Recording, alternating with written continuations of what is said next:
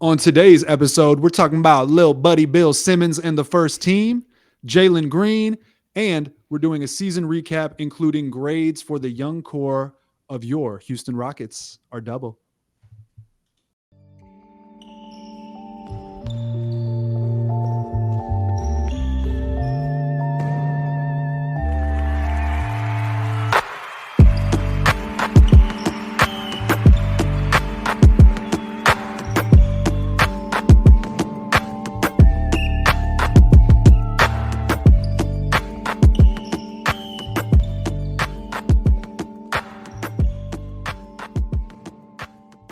Welcome to State of the Rockets, the premier Houston Rockets podcast.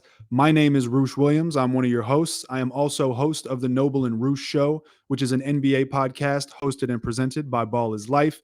We interview NBA players, beat writers, things of that nature. You can find it anywhere you get your podcasts, Apple, Spotify, whatever. And we're putting videos up on YouTube, actually on this channel if you're one of our YouTube viewers. So check that out. And coming live from the Jackson Gatlin Bachelor Pad, it is none other than the Bachelor Pad swanked out with a brand new Vernon Maxwell jersey. It's up on the wall. It's actually incredible. So if you're watching on YouTube, you can see the nice autographed signed by Mad Max himself right behind me, the just glorious number 11. But I am also one of your hosts here for State of the Rockets, Jackson Gatlin. You can follow me on Twitter at JT Gatlin. I also host Locked On Rockets, your 5-day-a-week coverage of the Houston Rockets. I also host Locked On NBA every single Monday, and I'm the founder of ClutchCityControlRoom.com. All Houston, all hoops. Roosh, we got a lot to talk about today, don't we? We sure do. Little buddy Bill Simmons was popping off on the tweets, on the Twitters, and, it caught a lot of people's attention. There were some different opinions on it. So if you aren't already aware, which I'm sure you are, but if you aren't, Bill Simmons had a podcast and he had Big Wosny Lambre, I don't know how to say his name, and then Kevin O'Connor from The Ringer, right? Had them on there and they were talking about all sorts of things. And started talking about Herb Jones, I think, at one point. And by the way, I've heard you call him Herb. I call him Herb, silent H. I don't know what it is, but I don't think his name is Herbert Jones, so I guess we can roll with Herbert Jones. That's fine if you want to. Herbert's kind of fly. So, anyways, the premise of the whole argument or whatever was that Bill Simmons said fuck Jalen Green.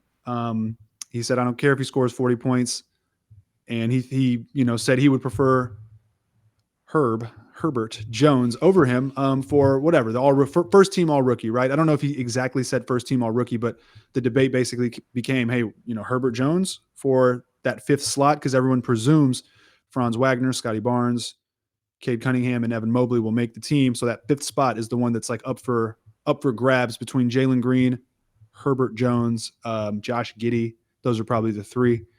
And so a lot of people took offense to it. A lot of Rockets fans took offense to it. I personally thought it was weird. I'll start by saying I saw people not defending Bill Simmons, but basically saying, hey, guys, he was saying it in jest, like, let's not blow this up to be something, bigger than it is. This is nothing.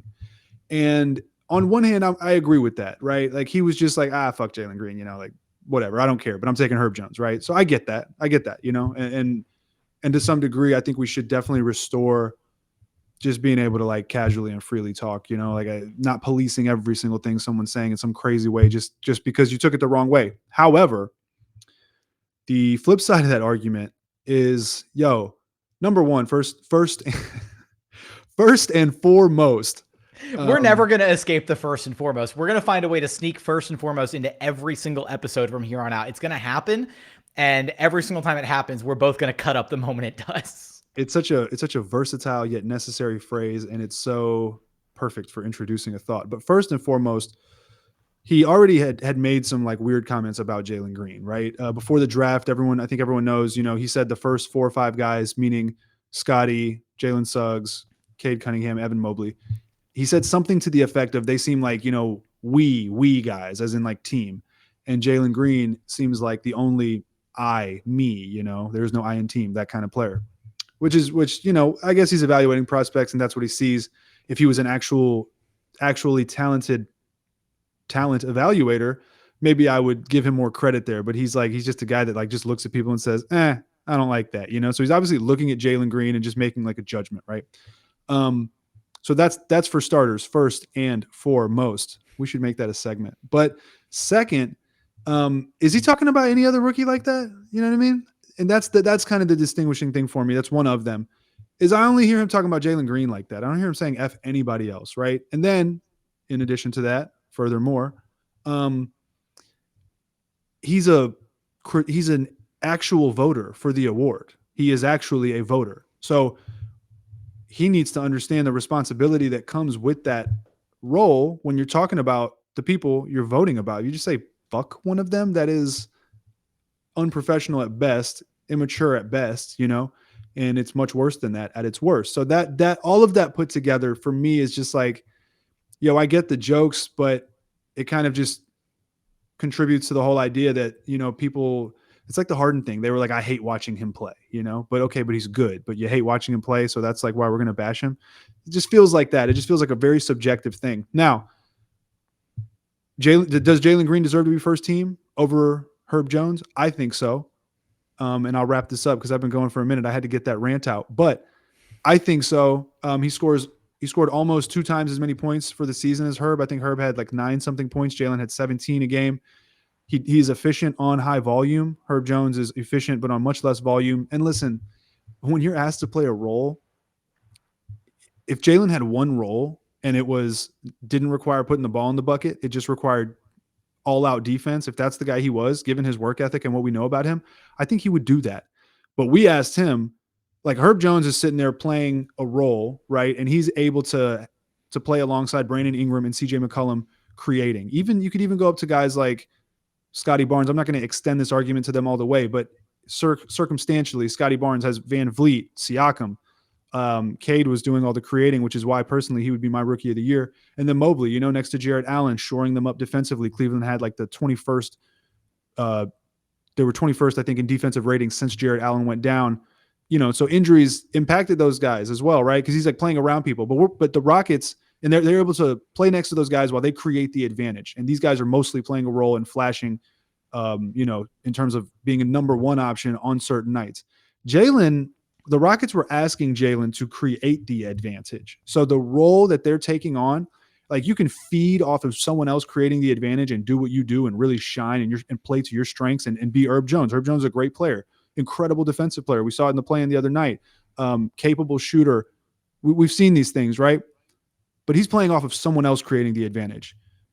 Jalen Green was creating the advantage for the Rockets. He was the guy. And what comes with that when you're able to do that efficiently and when you're able to break or match rookie scoring records and be mentioned with the Allen Iversons of the world and the Michael Jordans of the world, I don't see that for Herb Jones, right? So for me, that's the difference. And that's why I think it's just disrespectful. It's like, why are we diminishing how amazing this kid was instead of being, gleeful about it as Hoops fans? So sorry, had to rant that, but do you feel a little better after getting some of that off your chest? Yeah, I tried to keep it mild. I don't want to like go at Bill Simmons, but it's just it's just disrespectful. If I was Jalen Green, and Jalen tweeted about it, he said it is what it is.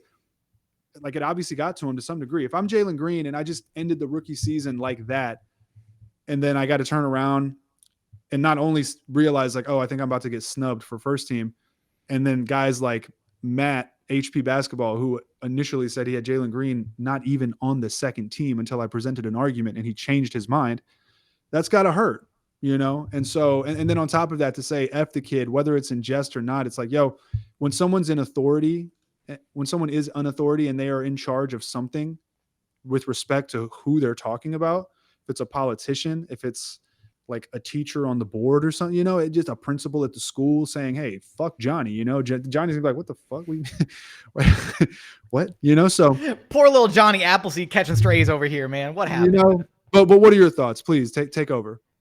Well, I think, this is where I come away thinking, first and foremost, I caught myself. There we go. But the whole situation regarding Bill Simmons, right? And this, like flash in the pan, like takeaway, right? I get it. He was just kind of trying to have that, his whole podcast, his whole show, the demeanor, right? It's kind of that like water cooler, just like, shooting the shit with the guys type thing. So it wasn't meant like a serious, like, no, fuck Jalen Green. It was like, fuck Jalen Green. I get that.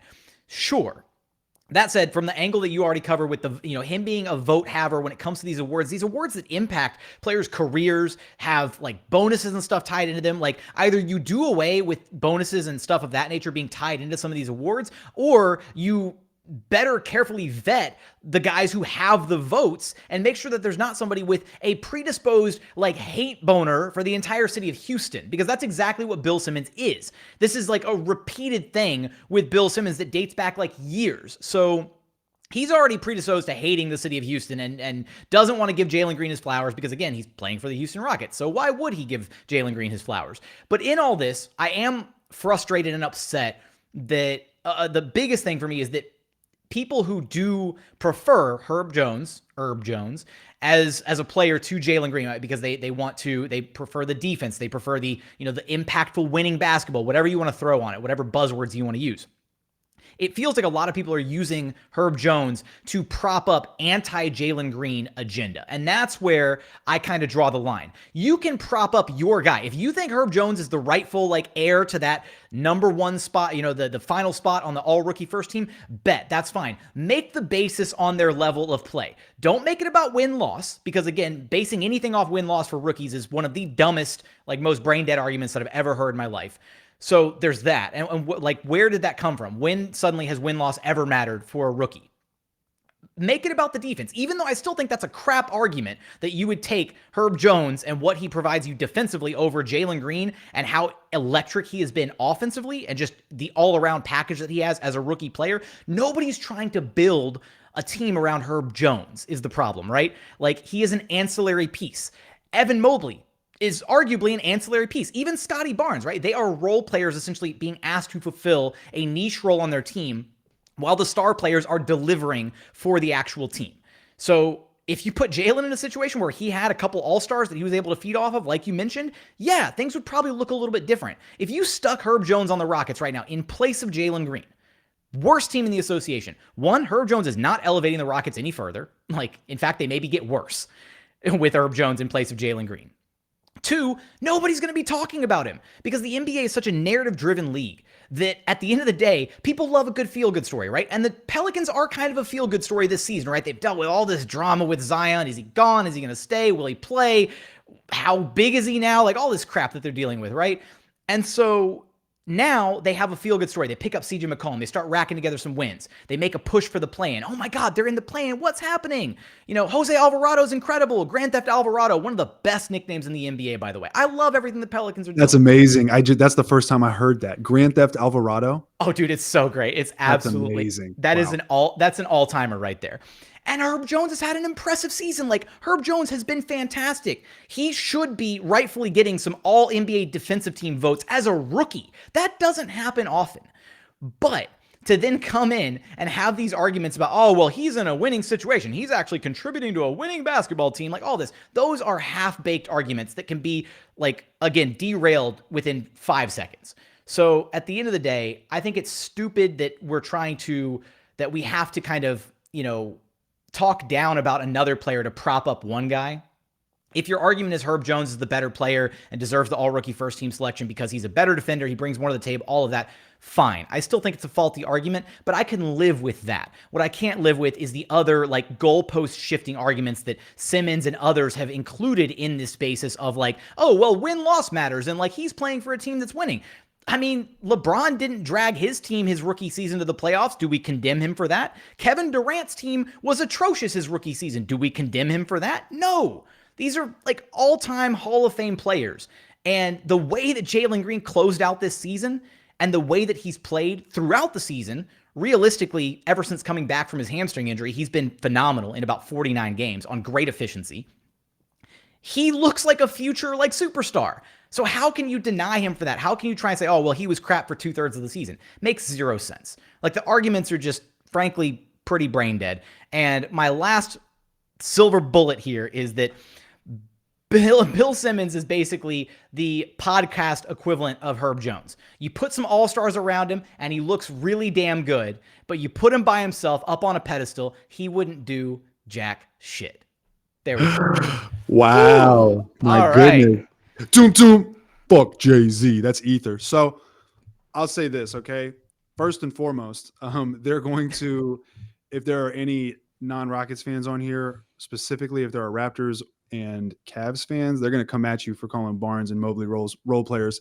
But I don't disagree with you. I'm not saying they're role players, but they just play with so much more talent, which begets my second point.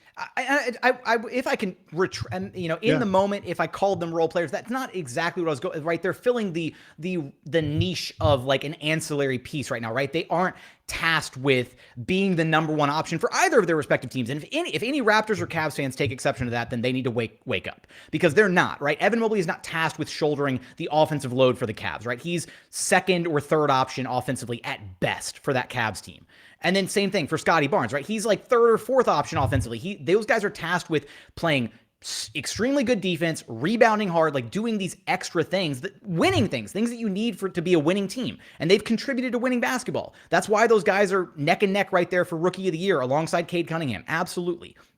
I will sing their praises to the end of the earth. That said, it's a very different dynamic than what Cade is being tasked to do, or Jalen Green is being tasked to do, or even Jalen Suggs being tasked to do in Orlando, right? There's very different dynamics at play for these rookies. And I do think that you have to look at them in their respective light to say, oh, well, this player has these advantages because he's not being tasked with doing XYZ like this other rookie is.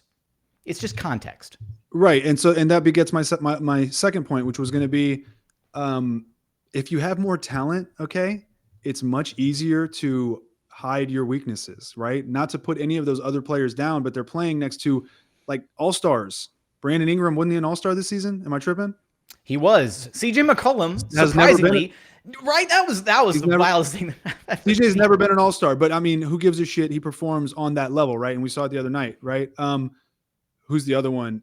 Evan Mobley next to Jarrett Allen and Darius Garland. And they have a ton of other talent on that team as well. Scotty Barnes, Siakam. I think Fred VanVleet was an all-star at one point, but even if he wasn't, they're bona fide like ball players, dude, champions. They've been there, they've done that. So it's just Jalen Green, best player he's played with is Eric Gordon. And no disrespect to Eric Gordon, but I mean, there's levels to this, right? And so that's just a totally different kind of comparison. And so when people talk about the Herb Jones stuff, it's like, they're like, oh, why are you hating on? I'm not hating on Herb Jones, dude. He's a great player. I would love Herb Jones on the Rockets. He plays great defense. Versatile, 6'7", long. Not in place of Jalen Green, but not in place of Don't take me out of context. Not in place of Jalen Green, but of course he's going to impact winning, because when you add his skill set to what they've already got in place, you could start winning ball games. Jalen Green is the Rockets' version of what they're trying to put into place, right? Jalen Green is their equivalent of one half of McCollum and Brandon Ingram, right? So it's like, it's just, the scale is totally different, and that's what's just so weird to me. And it also, like you said, it's goalpost shifting, right? They're just sitting there making up arguments to all of a sudden, like at the end of the day, the game is about putting the ball in the bucket, right? As simple as that sounds. It's also about defense, but first and foremost and primarily comes, I'm not even trying to do it at this point. It's just like happening. Comes putting the ball in. Is it happening organically? Is that what you're trying to say? Oh God. Oh my goodness. That was good. But it's about putting the ball in the bucket. That's what this game is about. And premier bucket getters and premier scorers have always been, very highly valued, top of the draft. If you're one of the worst teams in the league, which by the way, don't forget, winning is not a part of like the all rookie team. I think Clutch Fan said this on Twitter. I didn't fact check it, but he said the average age of last year's first team rookie class was the average amount of wins of the teams that made up the first team all rookie last year was 22 wins. They averaged 22 wins. And you know why? Because winning is not relevant in the rookie of the year race. When it comes to these awards, statistics are very relevant, quite frankly, right? MVP is on a different level. The discussion for that's different, but you're not going to win most improved unless you're putting up the numbers to win most improved, right? You're not going to win sixth man unless you're putting up the numbers to win sixth man, right? Defensive player of the year, that's different. But rookie of the year, right? Like you don't win rookie of the year without having the bona fide numbers, right? If Cade was averaging like 14, 3 and 3, like I don't think he'd even be in the running, right? But he's averaging 17, 6 and 6 or 17, 5 and 6 or whatever it is. So he's very firmly in the running. He still might not win it.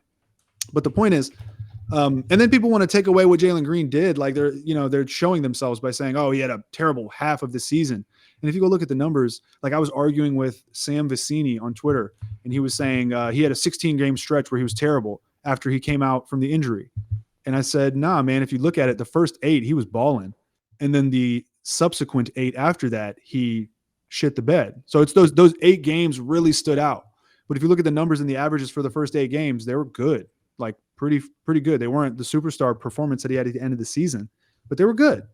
And so it just kind of shows that people really are like tilting the way that they're arguing this whole thing. And when you're using net rating and plus minus to argue about first team all rookie, you respectfully have to shut that shit up. Okay. Because we got a guy here averaging 21 something and 3-3 on incredible efficiency for like a long stretch, doing it for real. And you're going to tell me that, oh, well, he doesn't impact winning. Yeah, the Rockets aren't winning games whether he's on the court or not. Okay. The only reason they did is because they caught lightning in a bottle and got some like crazy heroic performances from the most random cast of characters and went on this like weird run that was a ton of fun, which we'll talk about in our recap second segment. And that's it. Aside from that 7-game win streak where they caught lightning in a bottle, even in games where Jalen Green didn't play, they didn't really win that many games. They won 13 more the rest of the way? Not even double that. So yeah. Oh, and then as far as the narrative driven stuff goes, I'm glad you said that. Last thing I'll say, you could see it in the play-in. If you were watching the play-in last night, I mean, Doris Burke would come in with her little shtick and, Herbert Jones, he's just such a player. It is so phenomenal what he's doing. It's like, okay, thanks for the spotlight and the sob story. You know what I mean? It just seemed orchestrated and like you just started hearing Herb Jones on the broadcast. Bill Simmons, Kevin O'Connor put him on his first team over Jalen Green. Like, it's just like it came out unleashed like all at once. And I'm not saying that was orchestrated, but it's really odd, And so to cap that off with Bill Simmons with 5-point-something million followers on Twitter saying fuck Jalen Green and one of the biggest basketball podcasts that exists saying fuck Jalen Green. Yeah, it's going to rub you the wrong way. Yeah. And in all of this too, like I've kind of resigned myself to the fact that like, there's not 5 better rookies in the league than Jalen Green. And that's what all rookie teams should be about, right? It's positionless. It's just, all right, who are the best 5 rookies in the league? And I don't think there's a substantial argument that we already we've already tackled this from a bunch of different angles for Jalen Green to not be one of those 5. And here's what really bothers me, right? And here's the disconnect, the cognitive dissonance, is you see people trying to debunk Jalen Green's season by saying, oh, well, he had that rough 18-game stretch. First off, thank you for highlighting the first 8 games, because I've actually just been kind of lumping that 18-game stretch together, right? Where it's just, all right, he was rough to start the season. I've also equated it to, obviously, the Rockets were rocking the double big lineup, or depending on how you want to talk about it, the 2 non-shooter lineup with Jae'Sean Tate and Daniel Tice. And that caused a lot of issues for Kevin Porter Jr., Jalen Green, respectively. They had no driving lanes, spacing was abysmal, all of that, right? So there's layers to it. There's context to some of the struggles that were readily apparent. Now, that said, if we were to go back and look at Cade Cunningham's first 18 games of the season, oh boy, was he cooking. 18 games of the season, 14.9 points. He was getting rebounds and assists, 6.6 rebounds, 4.5 assists, sure. But the efficiency was 38% from the floor, 31% from 3 across his first 18 games. And you don't see people holding that against Cade Cunningham saying, oh, well, he had a bad 18-game start. We hold him off the, all rookie first team. Yeah, he came on strong in the second, half of the season, second 2/3, whatever, but he was trash to start the season. So we got to just throw out his entire ballot, right? You don't see the same energy being kept for Cade or for Franz Wagner, who, hey, they're not contributing to wins at all for Detroit or for Orlando. So why do the wins suddenly matter for Jalen Green when he's putting up numbers that, like you already mentioned, are, matching up with the likes of Allen Iverson and Michael Jordan, Hall of Famers, all-time greats. He's doing things that we haven't seen been done in decades, and yet people don't want to give him his due for that? It's absurd. And let me add to that, just for clarity. I mean, Cade is my rookie of the year, just for clarity. And the justification for that is that, I mean, he has the numbers and he had the biggest role of any of the rookies, right? He was running the whole offense. And because he was able to put up really solid numbers, albeit on poor efficiency, just look at Kevin Durant winning his rookie of the year, right? It happens. Poor efficiency happens for rookies, believe it or not.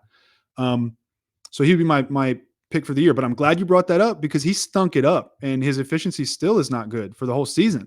And it was really bad at one point. He was like shooting 30-something% overall. I think you just said from the floor, and his 3-point percentage was in the 20s or something. So I misspoke. It was when Jalen Green came back from injury against the Colts.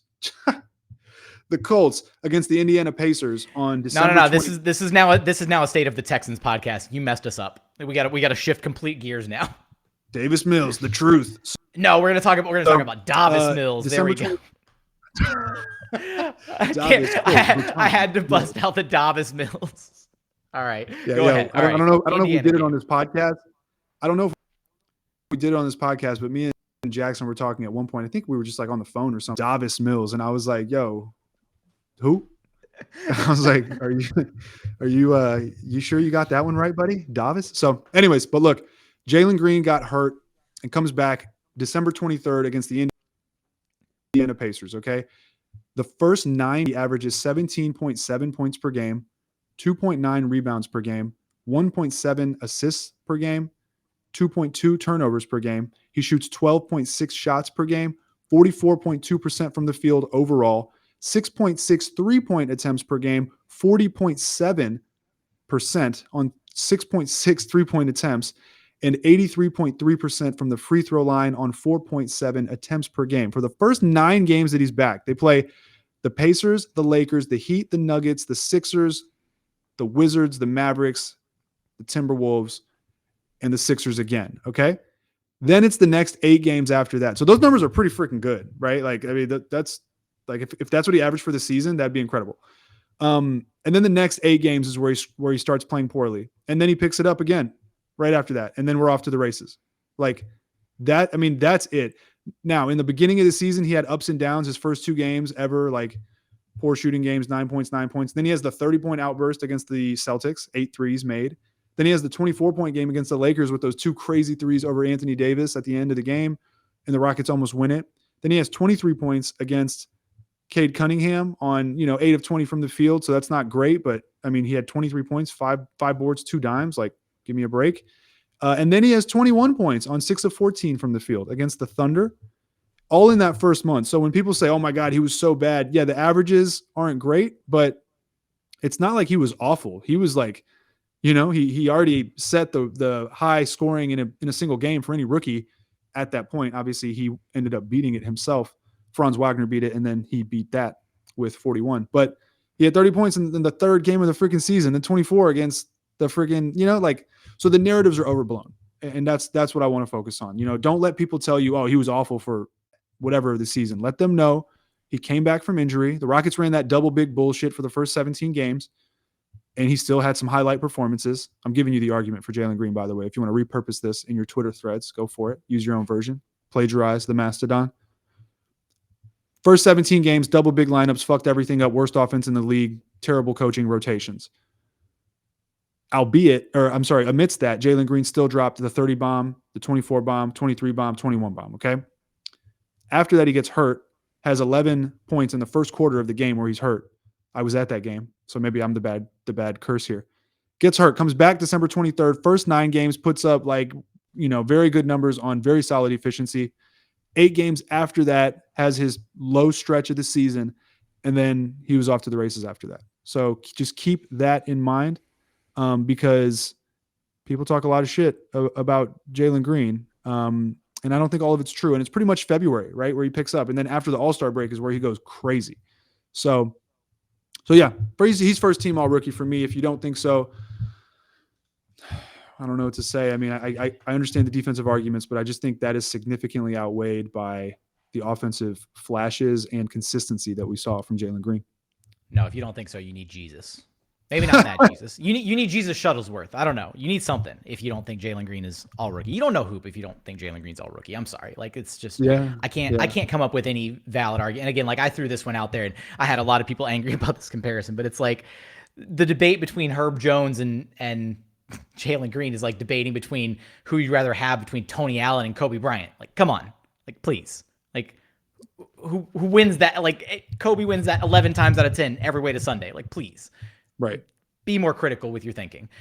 But that I feel like that feels like a good kind of stopping point. I feel like you and I got a chance. We got to vent a little bit about the absurdity of this entire situation. We made some of our arguments, and maybe if you came into this with a different viewpoint, maybe you were swayed. If you weren't, maybe you're a Rockets fan, and we just got you a little extra more riled up about the whole situation. So either way, hopefully you are experiencing a bit of catharsis. I feel a little bit better about the situation, having gotten it off my chest a couple different times now. But Bill Simmons is now Lil Buddy. All right, I'm gonna let you call him Lil Buddy. He's Lil Bro. We're gonna Lil Bro Bill Simmons. That's what I'm saying. If you're listening on the podcast on the audio, then you can't see me, but I'm giving him like the too short sign that NBA players do. Too small, baby, Lil Buddy. So gonna see Bill Simmons in person and just rock the baby at him, just like pull out the. I think Bill Simmons is taller than me in person, but this is irrelevant. So. There we go. All right. Well, sometimes it'd be like that, but let's change gears here.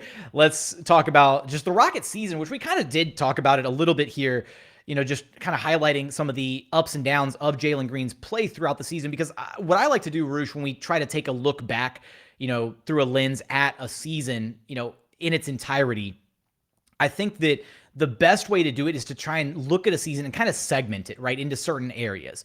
And for me, when you look at this Rockets season, and you can chime in here in a minute after I kind of lay the groundwork and see if there's any other segments that we should kind of consider.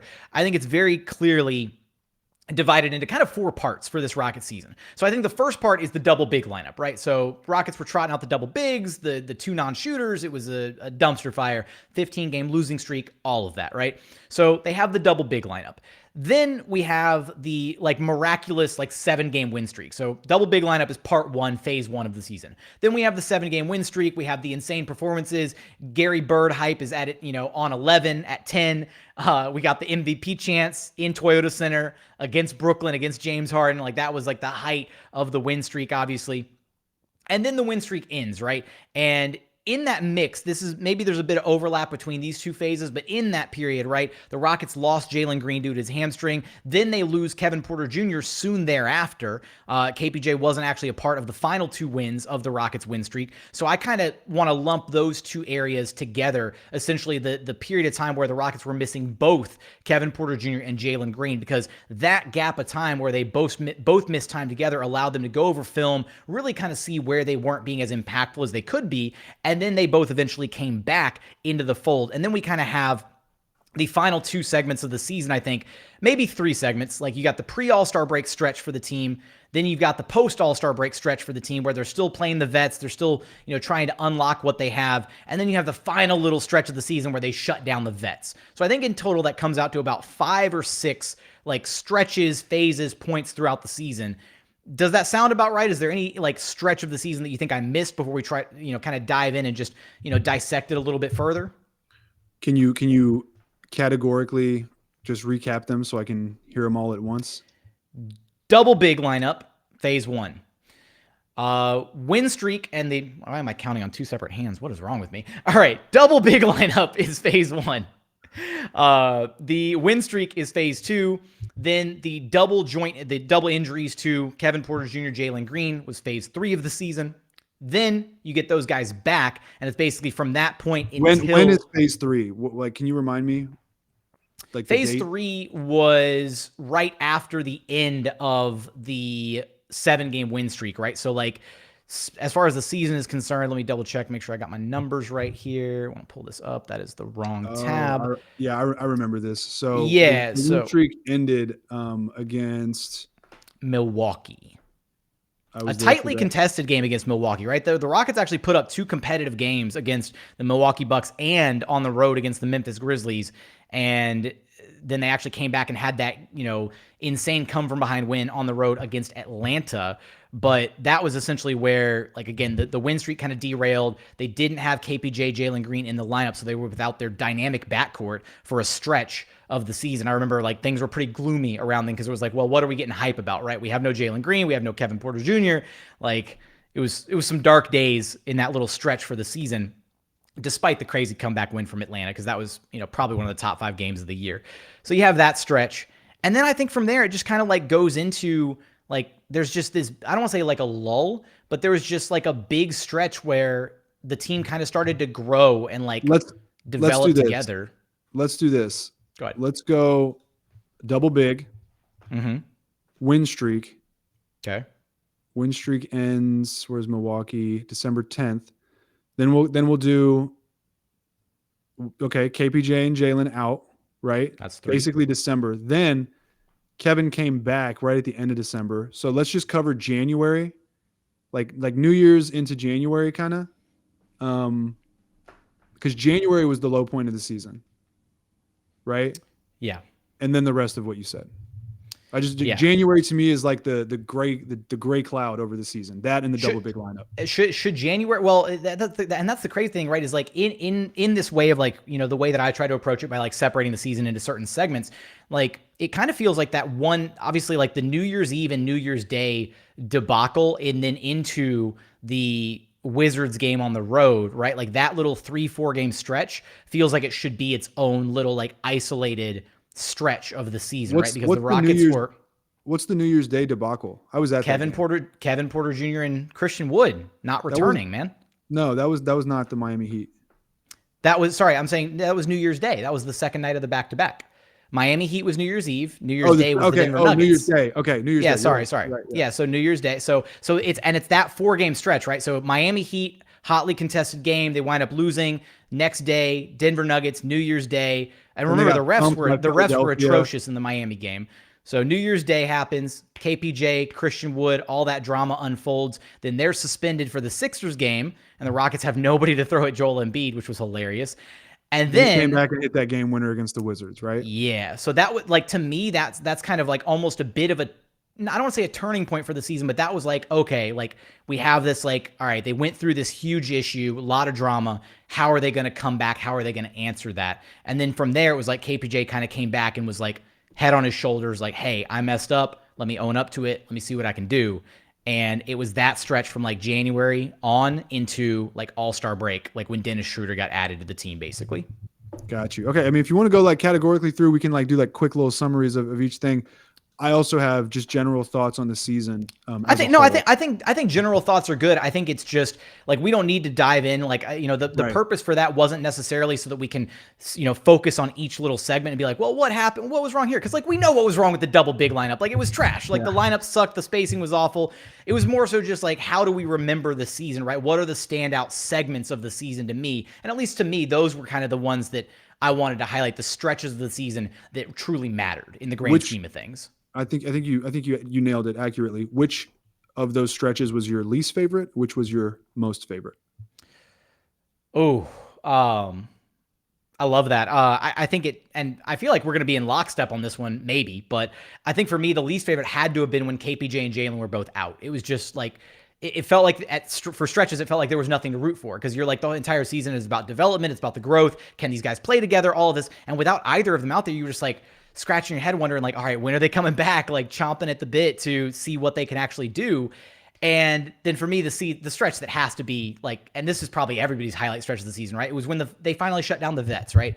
Christian Wood out, Eric Gordon out, Dennis Schroeder out, and they finally unleashed the young guys. And we saw Jalen Green go on his insane tear. We saw Kevin Porter Jr. really start to light it up and look like a completely different player when he was allowed to just kind of be himself alongside Jalen and have that 1-2 punch in the backcourt and really see what those guys could do to other teams without necessarily having to, oh, we're going to factor in some Christian Wood, like pick and pops and post ups and, you know, terrible isolations throughout the game. Like it didn't happen, and they got to just be themselves on the court. And I think we saw like maybe not the best version of those two, but a really promising version of those two. Does that line up with you?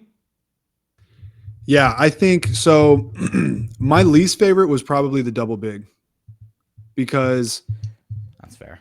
Because it was just tough basketball to watch. They had like a 96 or 98 offensive rating or something. It was just it was basically Daniel Tice and Jae'Sean Tate bricking threes. That's what stands out about it to me. You know, it was just shitty to watch.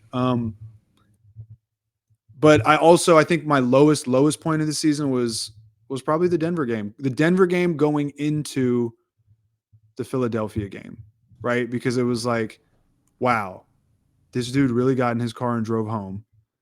And then, wow, Christian Wood is now joining the party and throwing a tantrum. And then obviously they lost by like 27 or something. I think that was the game where Jalen scored like 29 and then Silas sat him for the fourth, if I'm not mistaken. And if that not against Philly, I think because no, no, against no, Denver no, he ran the point no, the second half. no, oh no, he scored 29, I think, against Denver, but it wasn't that game. So Jalen Green only played 15 minutes that game. My God. The New Year's one against Denver. So anyways, so that happens against Denver, and then they go into the Philly game and just get thumped. And it was like, dude, really? Like, is this that kind of season? Jalen's struggling. Kevin and Christian are suspended. It's like, what are we doing here? And then my highest point of the season was, but for the record, the lowest was the double big. Terrible offense. Daniel Tice starting.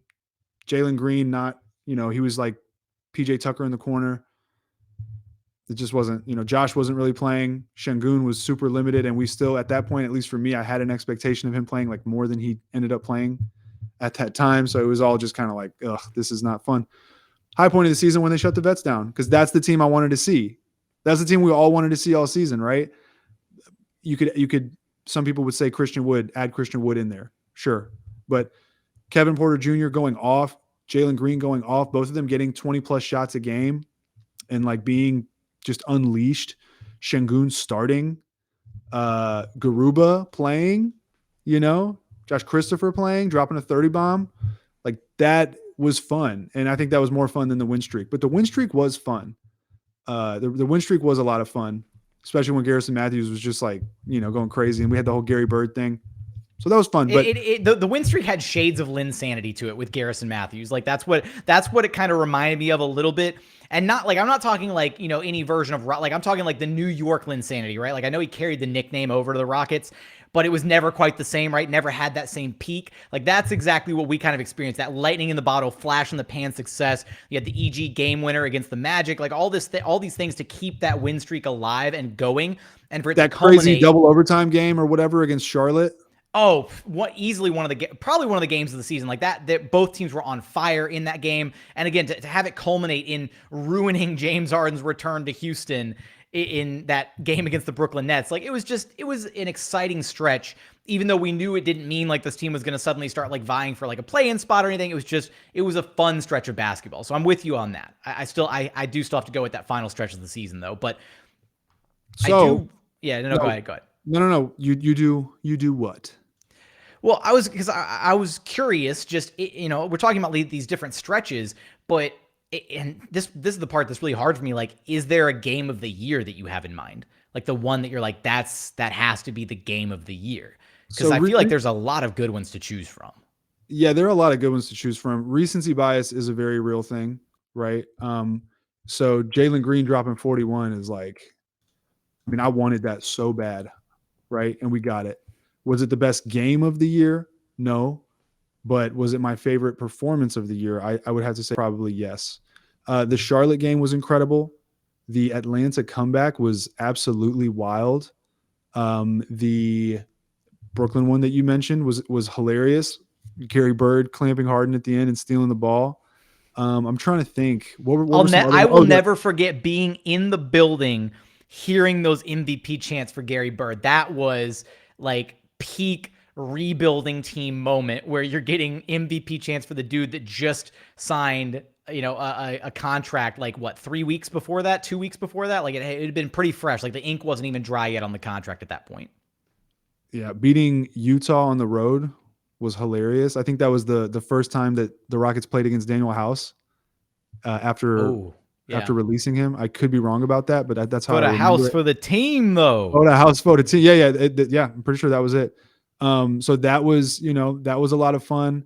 I think my number one has to be, I'm just throw it out there because I know you're kind of rolling down the list. So I'm just get this out there before you get to it. Number one for me has to be the overtime win against LA, where we saw Jalen Green take over. Yes. That even though he had the 40 bomb at the end, right? Like even though he had the 40 piece, I think to me that is still his performance of the year, because that was where we saw Jalen take over, like legitimately. He had 10 points straight in overtime, outscored LA, or matched LA, I should say, in overtime by himself, 10 straight points in OT, 19 straight points when you include overtime and the fourth quarter. And that was kind of at the very beginning of when we started to see him like go back to that mid-range that we thought was going to be a part of his game when he came into the league, right? He kind of got away from it, didn't utilize the mid-range hardly at all through the majority of the season. And then we suddenly started to see him bring it back, right? He would snake the pick and roll. They drop the big. All right, bet I'm getting to my spot right here, little 15, 18 footer, midi, drain it every single time. And we saw him do that in that game against the Lakers. And it's always nice to beat the Lakers, but the way that worked with the Lakers at the height of their dysfunction, and to see Jalen Green just go turbo and take over that game in the fourth quarter in overtime, I think that was the game of the year for me. And I think that was, for me, Jalen Green's best performance of the year. Yeah, I think I have to agree with that. I just spent some time kind of scrolling through some of the games to remember, because it's easy to forget. Yeah, that was insane. And that was one where I was like, you know what? I don't even mind winning. This is awesome. Like, we're beating Russ, LeBron, everything you just described, obviously. But it was like a really coming to age moment where it was like, yo, Jalen put the nail in the coffin that game, took over in the fourth, took over in overtime, won that game. If you need an argument for how he impacts winning, go watch that game. Go watch the fourth quarter and overtime of that game, because the Rockets needed a bucket, and that is what he is, self-proclaimed.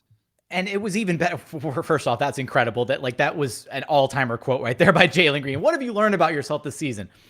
Takes a second to think about it.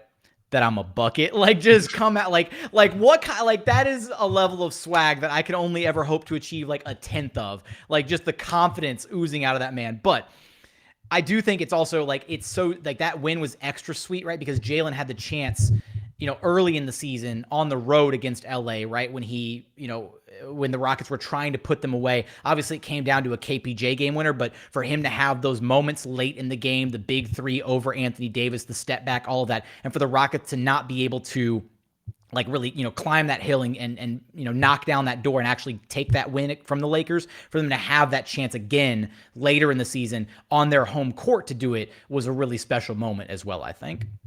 Yeah. And also one other game before we get into like evaluating, the goals of the season and the players and all that. The Memphis game where they beat the Grizzlies and Jalen hit that, like, I think it was like a crossover step back or whatever, where he drilled it to kind of put the nail in the coffin. KPJ had 29. Christian Wood had 28. Jalen Green best had 20. Game of Christian Wood's career, I think, personally. No. The Washington game, I think, where he went off, dropped like 39 or whatever. That one's tough, but that one's like a statistical anomaly, right? Like, he drained like 8 of 11 threes or something absurd. That's why it's like his craziest game, because he like. But that's why, like, I think craziest game, right? Like, statistical anomaly, like, bet you drained all those threes. But that game against Memphis, like, Christian Wood was putting in work, right? Like, he was locked in, like, defensively, he was facilitating. I think that game, if I'm not mistaken, he had like 6 or 7 assists that game. I do remember down the stretch of that game that he was like rebounding, and I think he blocked Desmond Bane, or he blocked someone on the perimeter. He had 1 assist in that game. He had 28 points, 13 boards, 1 assist, 2 blocks, 1 steal, 4 of 7 from 3, 8 of 12 from the field, hit 8 of 11 from the free throw line, that was a statistical anomaly for the season. But the Memphis game was also awesome, because it's like, if Christian Wood is a part of this core, we don't know. But if he is, that was a nice glimpse into like what it could be. And then Jalen, again, closing a game, put the nail in the coffin in the game, winning the damn game, right? But look, let's talk about the goals of the season, right? I think that the Rockets had a few goals. Okay, first and foremost, they wanted to get, secure the best odds for the number 1 pick of the NBA draft, right? Whether they'll say that outright or not. If they had a brain, they probably expected to not win many games. And I think Rafael Stone is smart enough to know that you got to get the best odds. So they did that. Check. Okay. They will receive no worse than the 5th pick in the NBA draft unless they decide to trade their pick. And so they could get someone, they could get anyone from Chet to Paolo Banchero to Jaden Ivey to Jabari Smith to Shaedon Sharpe to whoever else is projected to potentially fall 5th. Benny Mathurin, I don't know. So that's a check. Boom, goal accomplished. And we had fun along the way. So pretty productive tank season. Another goal was to develop the rookies. And I think for the criticisms that I do have of Stephen Silas's coaching, as far as like in-game, adjustments and reads and all that kind of stuff goes, he developed some of these rookies, right? We saw Jalen Green at the end of the season. We saw Kevin Porter Jr., who's not a rookie, but we saw him, come to life in the last portion of the season, really in his last 35 out of 61 games. We saw Usman Garuba get some run. We saw Josh Christopher really take strides over the season and become a very reliable mid-range shooter and scorer. We saw Alperen Sengun flex his muscles, We saw, I think that's all of them, right? So we saw that. They developed the rookies. It took longer than I think we wanted. But in the end, when you look at it in the totality, those 2 weeks at the end were like the perfect way. It's almost like they brought them along perfectly and then just unleashed them at the right time to A, let them hit their peak performance, and then B, also just kind of end the season on a positive note with a ton of positive energy and a ton of confidence. Like, hey, this is the future. So now expectations start to kind of get set. So I think they accomplished all those goals. And we still haven't touched the Harden stimulus package, right? The first pick of that trade package that they receive for James Harden is going to be made in this draft, or it'll be traded in this upcoming draft. So organizationally, I think they're in a good place. I think the season was a success. I think they checked all the boxes they needed to check. Jalen had his 40-point game, and like they capped it off with a banger. And then I think they're really going to roll their sleeves up in this offseason. We're going to figure out the talent they're going to add. And you heard Rafael Stone say that they're hoping to put together compelling trade offers. So maybe there'll be buyers on the trade market. So a lot to look forward to. But all in all, successful season, especially given where they're at with the rebuild, kind of starting from ground one. Keep in mind, this was year one of the rebuild, okay? Last season was not year one of the rebuild. This was season one of Jalen Green. This was season one of Kevin Porter Jr. full-time at the point.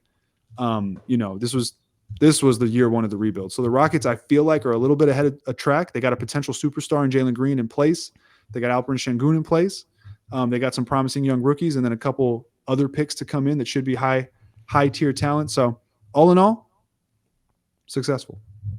No, I think, and that's kind of the message that I've been trying to deliver as the season has kind of gone on. It's just that, look, yeah, can we get into like the semantics about, so-and-so should be playing more minutes, or these lineups kind of suck, or this, that, and the other thing, like the more granular lens of things throughout the season. Absolutely. And maybe some of those gripes are warranted here and there, but in the grand scheme of things, you take back, a 10,000 foot view, you look at the macro of how this season went. And I think you absolutely objectively have to give the Rockets like an A++ effort for what they accomplished. The only area that I will say is maybe still a bit of a question mark that it's not, I don't want to say like an incomplete, but just we still don't exactly know what the future holds. And that is that the objective for this season was very clearly about, okay, we need to see what we have with Kevin Porter Jr. as the point guard. And they did that. They gave Kevin Porter Jr. a lot of leash to make a lot of mistakes, to have the reps to kind of see what it was like being the point guard. And I still think to this point, they even did that, maybe not necessarily to the detriment of Jalen Green, but essentially like they kind of knew, all right, we know what we've got with Jalen. Like, he's going to be okay. He's going to be a bucket. He's going to be a future star. We need to find out what we have or don't have with Kevin Porter Jr. this season, which is why his development, his growth, prioritizing him as the point guard of the team and letting him have those trials to see whether or not he can actually thrive was very important. At times, again, to the detriment of Jalen Green kind of being sidelined as like the PJ Tucker in the corner of the offense, because they needed to put the ball in KPJ's hands and see what he could do with it. I don't think we come away with a concrete answer yet on Kevin Porter Jr. I think we can feel a bit more confident in him. I think he did show a lot of growth this season. He's developed incredibly as a defender, as a catch and shoot player. He's for all intents and purposes, he's almost like a 3-and-D point guard, right? Like, he's shooting, best catch and shoot percentage in the entire NBA amongst qualified players. I don't have the numbers off the top of my head, but the stats was running around on Twitter the other day. So he's shown a lot of growth, but is he truly like the best fit next to Jalen Green for the future? I don't know. I don't think we have that answer yet, but I do think there has been enough evidence that the Rockets organization is going to be confident with him, at least moving forward into next season in that same role next to Jalen Green. Like, I feel very confident right now in this moment saying your starting backcourt for your next season Houston Rockets will be Kevin Porter Jr., Jalen Green. Is that the long-term backcourt? No idea yet. I don't think there's a concrete answer to that question quite just yet. I mean, I agree with literally everything you just said. So The unfortunate thing is that they waited until the last 2 weeks, right? So like in some ways I commend them for how they brought the young core and the rookies along. And then the flip side of that is, yeah, it would have been nice if we could have seen those guys play, unleashed like that with some of the other talent on the team actually playing to see like, hey, can these guys coexist? Is Eric Gordon, does he make the team better? Do these guys actually maybe win some games if they're playing like the way that they played at the end of the season? But maybe that's a bad thing. And maybe, so I don't really know what the reasoning is, but I agree. Going into next season, my belief is that the situation is going to be fluid. Kevin Porter Jr. and Jalen Green will probably be your starting backcourt, I think, for sure. I think the good news is that KPJ, let me just hit you with some of these numbers, because we're talking about Kevin Porter Jr., right? So Kevin Porter Jr. in the first 26 games of this season, he averaged 12 points a game, just under 4 turnovers a game, 6 dimes, 4 boards. He shot 32% from 3 on 5.5 attempts per game, and he shot 35.7% overall from the field. So his efficiency was in the tank, okay? And then after that, the numbers that, let me just hit this B-ball reference and give it to you because it's pretty good. It's 35 games, I believe. 35 games. He averaged 18 points, 6.5 dimes, 4 boards, 2.7 turnovers per game, shot 44.9% from the field and 40.4% from 3 on 7.5 attempts per game. So like even his free throw percentage, 67%, was higher than his season average. So he improved across the board, and he gave the Rockets a lot to be excited about. Even people that were doubting him, naysaying, like the way he ended the season really puts doubt in your head if you were doubting him, and I was doubting him.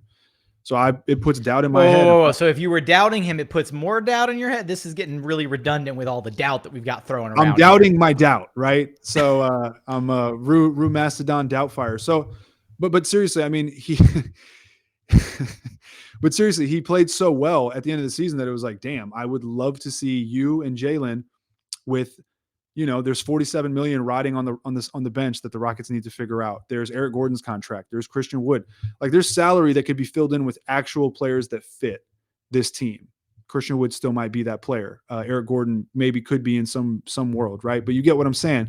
If they were able to use that money to fill it in the way they wanted to and put those players next to Jalen Green and Kevin Porter Jr. and give Alperen Sengun, is he going to start? I don't know, right? Give Usman Garuba a run, all that kind of stuff. And now I want to see what that looks like because I'm a believer in the potential of KPJ and Jalen Green as a backcourt, but I need to see it, and I need to see if that good play statistically translates to wins. But that's the downside. So it's still kind of a question mark. We don't know what's going to happen next season, but it's a good problem to have, I would say. Because like I just read the numbers to you. We all know the numbers from KPJ and Jalen. They average like 58 points per game combined over those last 7 or whatever when Christian Wood sat, which is insane, right? 29 a game from each. I don't know how it broke down individually, but that, if you split it down the middle, that's 29 per game each. And then you just got to think, man, who are they going to add? Banchero, Jabari. Like there's so much flexibility and optionality. And I think that was all by design by Rafael Stone, right? I think they wanted as much optionality as they could get heading into the 2023 summer where they're supposed to have a clean cap sheet and they should have all the picks, that they've been working with and could really make a splash, especially if a Jalen Green takes that next step and players want to come play with him, especially if Kevin Porter Jr. takes that next step and they do it together. And it's like, hey, we got an in-house backcourt of stardom, So, I mean, fun stuff, man. It was a successful season given the goals that they had. There's a lot to look forward to. And I mean, those last 2 weeks really got me itching to I want to watch this team, like I'm going back and running back highlights of Jalen Green's best games and KPJ's best games and Sengun's highlights and all that, because those last 2 weeks had me fiending, man. I mean, for most of the season, I would tune in just dejected, like, whatever. I don't know what's going to happen, right? And then Jalen started taking off, and then KPJ started being consistent, and then Sengun started getting more minutes for a while, and I'm thinking, this is what I want. So those are my thoughts. It was a great way to round down the season. And I do think, again, you have to be really, really excited about where this team is headed and how they've navigated the rebuild so far. Shout out to ownership for, it's hard, right? Hitting the reset button, going into it knowing, hey, we're going to hit the self-destruct button and we're going to be bad, right? Like, because this team could have been, John Wall and Karis LeVert and Jarrett Allen and fighting for a play-in spot in the Western Conference with no no end in sight as far as like how to end the mediocrity, right? They would have been stuck in NBA purgatory. And that's where you don't want to be. You want to be at the top of the pecking order in the NBA, or you want to be one of the worst teams in the NBA with legitimate chances to try and find a franchise-altering talent in the NBA draft. And that's what the Rockets did. They hit the reset button. They got their guy in Jalen Green. And I think to a lesser degree of some of like the question marks or the goals kind of going into this past season, one of those had to have been was like, is Jalen Green the guy, right? Like, is he the franchise cornerstone? Or is he like, oh, he's a really good player and he's going to be like a great second option to the next guy who we're going to try to get as the franchise cornerstone, be it via trade or be it like we're going to draft this guy next year, all that. And I think that Jalen showed like, nah, he's that guy. Like, he's the franchise cornerstone moving forward. And now you don't have to try and get, I mean, if you luck out and get a second franchise cornerstone, great. But now you've got your number one. You've got your Devin Booker. You've got your LeBron, your Luka, your whoever. That's who Jalen Green is. That was a glimpse into what his future holds, this tail end stretch of the season with all the 30-point games, the 40-piece, all of that. Now you need the right complementary pieces and the right talent around him, be it talent that's already in-house that you grow or talent that you find elsewhere through the draft via trade, free agency, whatever. You need the right talent around him to allow him to continue to grow, evolve the same way that we've seen Trey do that, the same way that we've seen John Morant do it, the same way that we've seen Luka do it. And that's all you do. You cultivate that superstar talent. You put the right pieces around him. And I think we're going to be much closer to being back to the playoffs than we are far away from the playoffs, right? Like as a fan of this team, I have so much more optimism than I think like any Sacramento Kings fan has had in the last like 20 years. And it's crazy because we just finished year one of the Rockets rebuild. But Roosh, we got to assign some grades here. Right. We've talked about the season. We've kind of, molded over, shared, different thoughts about how the season has gone. And I think we're at a good stopping point to actually kind of assign some letter grades here to the rookies. Well, maybe not necessarily the rookies, right? But just the young core as it presents itself, right? So KPJ, Jalen, Uzi, which is one of the best nicknames on the team at this point. All of that, right? I think we got to start with the man of the hour himself. Let's rock with Jalen Green because he showed the flashes, right? He showed exactly what you wanted to see out of the number 2 overall pick. Took a little while. He did have some down stretches of the season, but overall, I walk away thinking that Jalen Green, I'm going to give him an A-. I could give him like an A or an A+, but I think A- is pretty fair given that he still has room to grow. There's definitely some areas that, he wasn't perfect in, and I do think that you do have to, take his entire season, right? You have to take the good with the bad. Even though the good was pretty damn good, he did have some bad stretches in there. But you walk away feeling incredibly confident, like I already said, that he's your guy. He's the franchise piece moving forward. And that was the answer that you wanted to have, that confidence in him moving forward. And I have that confidence. So I'm going to give him an A-. Yeah, I don't remember when we did our midseason like rookie grades for on Locked On Rockets. I think it was after like a couple weeks of Jalen starting to turn it on. And so I think I gave him a B because I was balancing the bad with the good at that time. But I'm with you, A-. The way he ended the season, I mean, it still has left my mind blown. That 40 burger, 41 points, just the way he was effortlessly scoring and the way that like, it's crazy. It's like I raised 2 puppies. And when you see them become 1 year old and no longer like just a little tiny baby boy, and you see how much they've learned and like how much their identity has kind of filled in and their personalities changed and all that kind of stuff. Not to compare Jalen Green to an animal, but just the growth, right? Like we saw him come in as a baby. He still is a baby, but we saw him come in as a baby and take those growing pains. And now he's he's just way more confident. He's way more efficient. He's getting more respect. Like he knows himself. He's figured it out. And we've watched him figure it out. And there's nothing quite like that process, watching somebody figure it out and then think and just kind of sitting back and I don't know if you've seen that Kanye documentary, for example, Genius on Netflix. I can hear you typing, brother, man. It's loud. I'm sorry that I got like this like old typewriter mechanical keyboard. I need to swap it out for some nicer keys. I just want to make sure I have tabs pulled up to reference in case I need them. So, but regardless though, I mentioned the Kanye documentary because like you see him before he's famous, and then you see him like figure it out, and it's like holy shit. And so same thing with Jalen Green, but A- for me. because the stardom is there. Gotta ding him for the poor stretch, but other than that, A-. Who's next? Let's go. Let's rock with the other incredibly impressive star rookie. Somebody that surprised, I think, a lot of people, myself included, Alperen Sengun. But I'm gonna let you tee this one off. Okay, Alperen Sengun. I'm gonna give Sengun a B plus. I think I gave him a B, or maybe I gave him a B plus. I can't remember. I'm gonna stop trying to remember because I don't. Give him a B plus. The offensive ability that he showed and the fact that he was kind of caged up in a lot of ways for most of the season does it for me. I mean, we see all the potential. You see all the statistics. You see the way when he started, he looked like a starting center, and I think that's what seals the deal for me. He still has some holes to fill, and he still makes some stupid mistakes on defense. He reaches. He has some bad turnovers. But at the end of the day, you can run an offense through him at times at least. You've seen him incorporate new moves like the little dream shake. He hit that little fadeaway, the little Dirk one-legged fadeaway. You know, he's not afraid to shoot threes. He's not hitting them yet, but he's getting there. I think I'm a believer that he'll get there. And yeah, I mean, we saw him go toe-to-toe with legit centers in this league, and I think he has the chops to be a big man. So overall, I think if he played more, he could have been in the A region, but I think he was above average, so B plus. You know, what's wild is I think this might be the one where you and I have the largest discrepancy as far as our grades. Maybe we'll see as we navigate You're gonna through all say, these guys. Can I predict what you say? Sure. You're going to say B minus. No, actually, opposite direction. I'm going to give him my highest grade total, and that's an A plus. Legitimately, an A plus, higher than Jalen. Wow, that's not to say that I feel like, you know, better about like Alperen Sengun's future over Jalen Green or anything. I just can't like, and part of that is a little like a level of surprise in what the Rockets truly have in him, right? Like, hold on, are you pandering to our Turkish friends?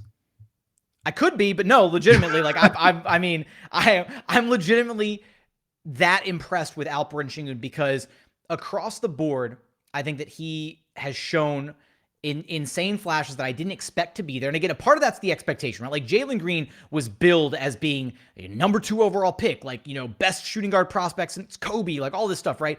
Alperen Sengun came in and I hadn't even really done film on him before the draft. So I was like, okay, who is this guy? Let's get acclimated. And then we hit Summer League, and my biggest question mark was like, all right, old school post player, like back to the basket. He's going to back some guys down. He's got some chops there down low.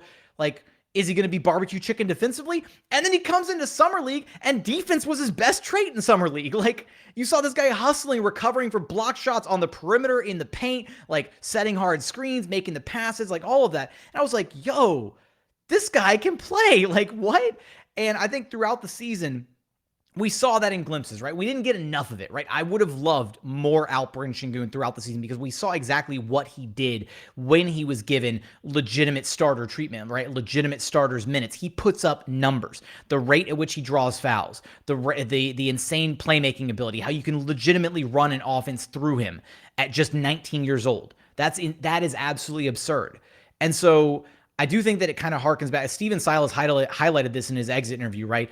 He didn't expect to have a post player that was that versatile in Alperen Sengun this season. And so his offense wasn't necessarily catered to what he could do with Alperen Sengun. Now, maybe you want to, get the pitchforks out and you're like, he's a head coach. He should have adjusted that halfway through the season, started utilizing a bit more. That's besides the point. Alperen Sengun is a very, very unique basketball player. There's very few players that can do what he does on a nightly basis on the NBA floor. And I do think that he grew a lot. He grew a lot defensively. I think offensively, he started minimizing some of the, I don't want to call them careless mistakes. They're mistakes that are very akin to, it feels weird putting him in this company, but they're mistakes that feel very similar to a Steph Curry or a Manu Ginobili, right? Like they're kind of out there. They're out there doing wild stuff with the basketball, and you just have to let them be them, right? You have to live with some of the mistakes that they're going to make, because for every one or two bad passes where they thread the needle a little bit too much, or they're trying to get a little bit too cute with the basketball, they have those jaw-dropping, insane highlight level plays where you're like, yo, how did he do that? Right? How did he get the ball there with no space through 4 defenders, whatever? How did he spin through 3 guys and get to the rim and, lay it up and in? All this different stuff. So Alp is an A plus in my book, because again, part of that is the expectations factor. I didn't have the expectations set as high for him, and he absolutely blasted through those expectations and blew me away. So Let me A just plus for clarify Alp. my B plus. I mean, part of it has to do with the fact that he Oh, was now you're gonna walk back the B plus a little bit. You're like, shit, I didn't know. I didn't think Jackson was gonna come in with I an A know. plus. Well, when you do this stuff, you try to hold some of your biases back and you try to be as objective as you can. It's ultimately impossible. And so, I'm thinking, am I like a homer if I go in the A region? I don't know. Is this a homer podcast though? Probably. So who gives a shit? It's called State of the Rockets. So. I know, right? But no, but you and I tend to be pretty objective about the team. I think that we don't sit here and we just, we're not farting rainbows talking about the team and everything's great and whatever. like no, dude. Like we criticize the team a lot. Like that's kind of our shtick, right? It's like we're not sitting here just. Again, we're not pumping rainbows up everybody's butt. Dude, there we go. Yeah, like come on. But no, and I agree with you. And look, I mean, if you're new to me, I'm a Rockets fan first and foremost. So I try to stray from like fanboying certain players. So I just like the team. But man, I love this cast of players. But for me, Sengun still has some defensive questions. Still can't hit the three, like I said, even though I like where he's headed. And so those two things, I think, alone. Kind of, if one of those was shored up, maybe we're talking A minus, but those are two pretty important things. So he's got to really answer those questions before I can bump him up. But I mean, he might be he might be my favorite player. I don't know. Same thing with you. I didn't really know much about him up until the draft. And then in summer league, he blew my mind. And I was like, yo, I can't wait to watch this kid. And then obviously we had, and then we didn't get to watch him at all. No. I know we had some issues there and, some spaces. Hey, you know what? Let's talk real quick. One thing about organic learning. If the spaces were actually influencing decisions, then Alperen Sengun would have started games. But regardless, so I will say that he averaged over the last 6 games of the season, okay, and he missed 2 of them, unfortunately, or actually fortunately, because the Rockets lost both of those games, but he missed 2 of them against Sacramento. But his last 6 games of the season, starting with the second Portland game, which was the last game of the season, I think that Christian Wood played, and then against the Spurs, the Timberwolves, the Nets, the Raptors, and the Hawks. So, like, these are good teams, right? Spurs made the play-in. Timberwolves made the playoffs. Brooklyn made the playoffs. Toronto made the playoffs. And Atlanta is still alive in the play-in. So, did I get that wrong? Atlanta won. Yes. Atlanta won. So, Atlanta's in the playoffs. Great. Okay. So No. They were the 9-10 matchup. So, they're still facing off. They're still fighting for a spot. Who'd they play? Charlotte. They played Charlotte. No, they beat the shit out of Charlotte. Oh, so they're playing. You're right. They're playing Cleveland. Yeah. You were right the first time. They're still fighting for a play-in spot or playoff spot. Trust your gut, baby. So regardless, these are teams competing and they're good teams. And Alperen Sengun in those games, he started 5 out of the 6 and he got 32 minutes a game, 31.8 minutes a game. So finally we saw the kid play for an extended stretch. 15.5 points on 11 shots per game, 50% from the field. Took 3.33 attempts per game. That's hilarious. He shot 25%, but 15.5 points, 8 rebounds, 4.3 dimes, and a block, 1.0 flat, a block per game, 87% from the free throw line on just under four attempts per game. So those per 36 numbers, this is 32 minutes. His per 36 numbers were like 17, 8, and 5 or 17, 8, and 4. He put up 15.5, 8, and 4 with a block to boot. That's serious. They translate. Not everybody's per 36 translate, right? That's right. One of the common misconceptions with that stat is you're just like, if you go by per 36, hate per 36 personally, but like it works with him. It does, because again, if you go by per 36, then what's his name? Oh, why am I blanking? Boban Marjanovic is like the greatest player of all time if you go by per 36 numbers, but Boban can't actually translate what he does in his like short little stints that he runs on the floor across a full-blown like 36-minute game. It just doesn't work that way. You can't deploy him like that. But Alperen Sengun, you can. And like that's where I think that little, like, again, that little stretch in the season gave so much hope. And it's like, that was where I was like, nah, let me rock these red tinted shades because like I'm so hype on the future of this team. But he's still 19. He turns 20 in July, dude. I think the Rockets are going to draft their next rookies before he turns 20. I'm not sure about that. Depends on when the draft is, but I think the draft will be in June, right? June this year, I think. Yeah, June. Okay, because last year they pushed it back July. Okay, so the Rockets will have drafted a new rookie before Alperen Sengun turns 20. So consider that. And per 36 fun after one of those games. Or maybe even still, I haven't checked, but Bruno Fernando at one point, his per 36 was like 29 points and 17 rebounds. It's just ridiculous. So, hey, we don't talk about Bruno. Who's next? No. So let's go KJ Martin next.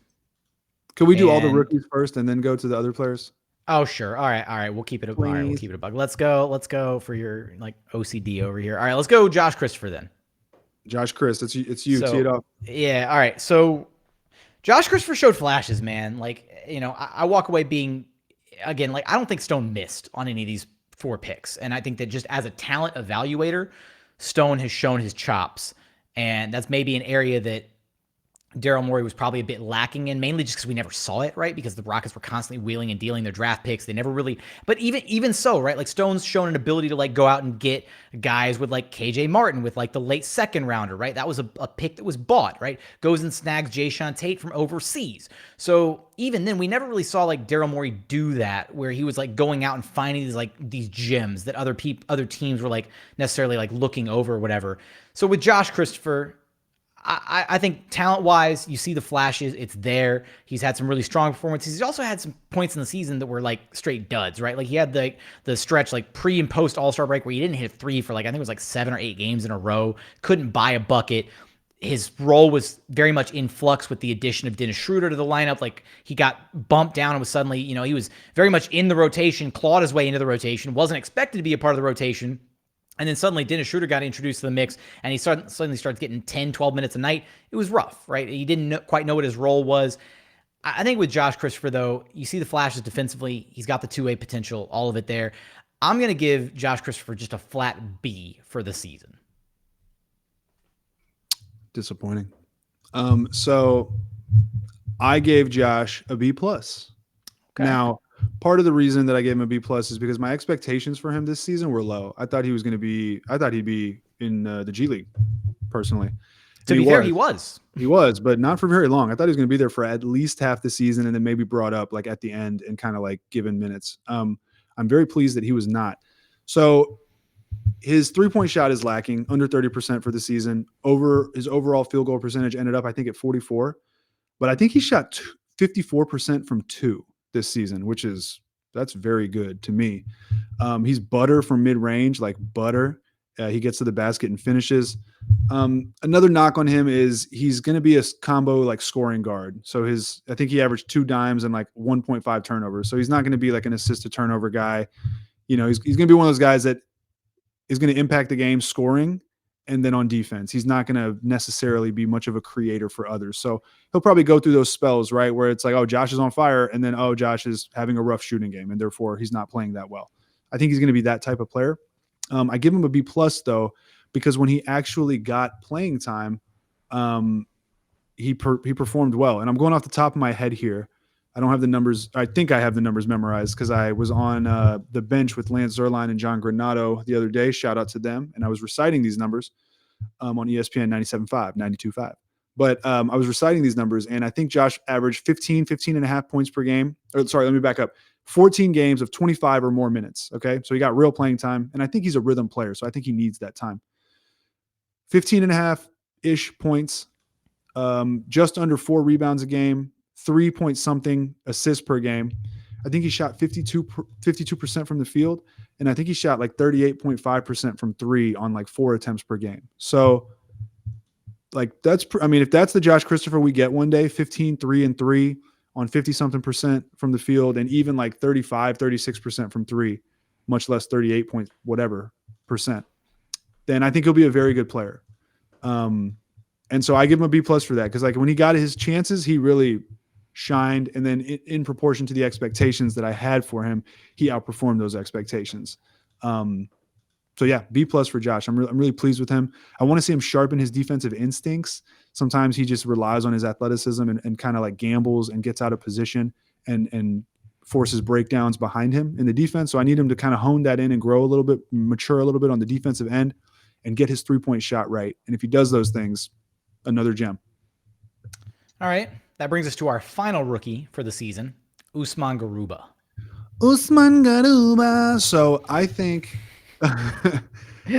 Jason Derulo. Garuba's hard to give a grade to. I mean, he didn't really play, right? So I give him an incomplete because I mean, I can't. How can I grade the guy? Can you pull up his stats? How many games No, did he I even know. play? I know it's great because I'm gonna give him an incomplete too. That's why I'm chuckling over here because Oh, it's there you great. go. There you Like go. yeah, So and we are in lockstep on this. We're in the same brainwave. he played Yeah, 24 games. yeah, and I don't think like, and that here's the thing. I don't think you can count any of the games that he played like earlier in the season because like you look at what he was getting. He look 4 minutes. 12 minutes, 12 minutes, 4 minutes, 3 minutes, 2 minutes, 2 minutes. Like just not any legitimate amount of playing time at He got 10 all. or more. He got 10 or more minutes 11 times. So it's like I can't really judge anything off that. Now that being said, the minutes that we did see him play, in like a real game, I was actually very pleased with. And I'm talking pretty much about the end of the season. Yep. So let me get this in order. So at the end of the season, in the last what, 1, 2, 3, 4, 5, 6, 7, in the last 7 games, he actually played. He played what, 17.7 minutes per game. Okay, so he has offensive issues. He's gonna have to learn how to score the basketball, at least like an up and under or just something, maybe a little floater, just a little something, so that when he catches the ball under the basket, he can actually finish it. But he's got long arms. He can finish at the basket dunking the ball. He's on offense. He's smart. He knows how to pass the ball and kick the ball out and make the right read, especially when he's like in the middle getting the ball. He can kick it out to the shooters correctly. He's got a sneakily like decent 3-point shot. He shot 33.3% in over the last 7 games on 0.9 attempts per game, but he hit 2 threes. I think he was one. He had 2 threes, 2 makes, and he shot 3, 4, 6. He was 2 of 6. There you go. So, but he was like sneakily decent at hitting the 3. The form's a little funky, but it went in, and his free throw percentage was 80%. I mean, he can actually kind of decently shoot free throws, it seems. So, and then, man, the best thing about him is he just uses his length to keep basketballs alive on the boards. Like he hustles and he's smart.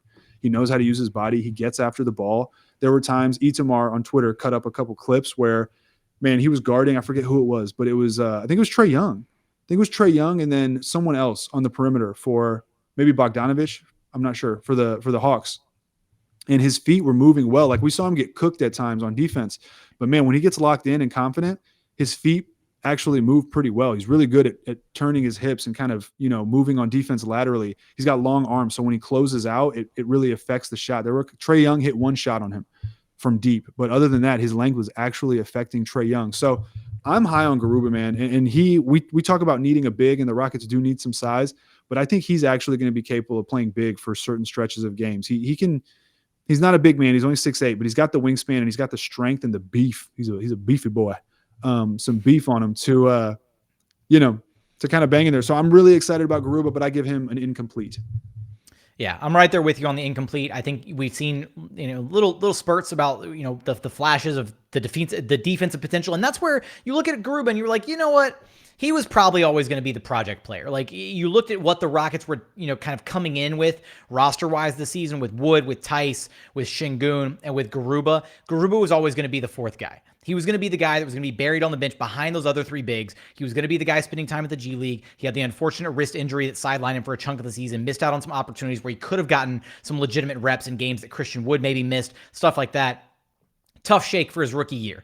But his biggest thing is he wants to get reps. Like he's going to play Summer League for the Rockets again. So, and he missed out a chunk of Summer League last time because he was doing the Olympics. So he's going to play Summer League. He wants to just get reps with his teammates on the floor. And I think that's the biggest thing is like, obviously you start the season, you're just developing chemistry with your teammates. You're like, yo, all right, where are your spots on the floor? Like, where do you want me to be? Like, you're figuring things out. Garuba didn't get that opportunity, right? He looked like he was lost at times on the floor in that final 7 games, especially offensively, just because he didn't have those reps with his teammates. He doesn't know where they like the ball, where they don't like the ball, when to screen, when to do certain things. Like, that's stuff that you build up over the season. He wasn't given or wasn't afforded that opportunity, unfortunately. So yeah, incomplete for Garuba, although you do see some flashes there. And I think you got to be really optimistic that he's going to be able to put it together because of all the physical gifts that he has. And because coming in, right, Rafael Stone was, high praises for Garuba, saying he was the best defender in the entire world, not in the NBA. That's a lot of praise from a guy that has shown to be a pretty good evaluator of talent so far to this point. Let's go to Kevin Porter Jr. KPJ, what'd you give him? Oh, KPJ, it was kind of tough for me to grade, but I do feel very confident about the growth that he has shown this season, because again, this entire season was all about growth, I gave him a B+. Woo. I think Wow. that you've got to be pretty confident about the steps that he took.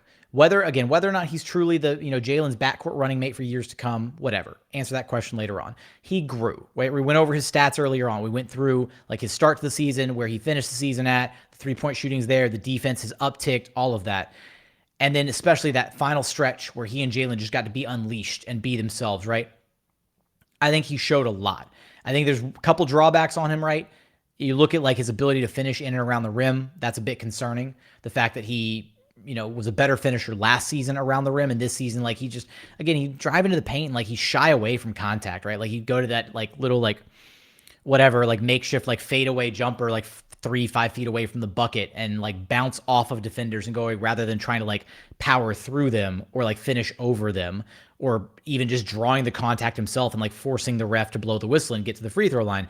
So his ability to finish in and around traffic and in the paint, not the best, but he did grow substantially as a 3-point shooter. And when he was unleashed, like when he was able to just go out there and get buckets, he looked great. So I'm gonna give him a B+. That's where I walk away from with KPJ. So I'll say this, before the last outburst of the season, like the crazy outburst, I would have given him a B-. I'll explain why. But with the ridiculous outburst, I bump him up to a B, which grades out as like average, right? This is why. I already read the numbers from the first 26 games of the season, how abysmal they were, versus the last 35 games of the season, how very surprisingly solid they were. The bad numbers were about 43% of his season. So I can't completely, it's almost half of the season. And then that in conjunction with the issues, hopping in the whip at halftime and going home, had a couple other times where he was yanked from games, had the incident where and not only did he go home from halftime, I mean, he threw some stuff and like had a whole tantrum. So like keep that in mind. The game where he rolled his ankle and Steven Silas told him to come out and he threw another fit. Just some of that emotional immaturity for me. You can't brush that away. That's the reason he's on the Rockets, to be quite honest with you. It's the reason he got drafted 30th, part of the reason. It's the reason Cleveland gave him up for free. Houston had a home for him because he's a reclamation project, and the Rockets could afford to kind of take him in and try to see if they could rehab his value and revamp his talents and bring him to maximize himself. But we saw why.